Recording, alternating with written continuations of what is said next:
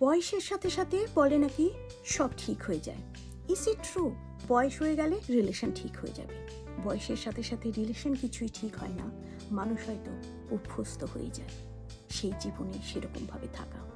কিন্তু কোনো একটা জায়গাতে গিয়ে যদি মনে হয় আমি যদি সেই জীবনে অভ্যস্তই হয়ে যাই, তাহলে আমি যে এত বছর ধরে একটা জীবন সাফার করেছি বা জার্নি করেছি, সেই জীবনটাকে তো আর ফেরত পাবো না। কাজেই জীবনে না অভ্যস্ত হইও না, জীবনে সব কিছুতে কম্প্রোমাইজ করো না। Basic compromise is fine, but সব কিছুতে নয়।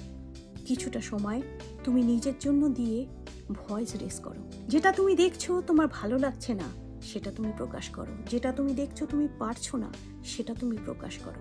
বিকজ তোমার জীবন তোমার কাছে সবচেয়ে বেশি প্রিয় হওয়া উচিত।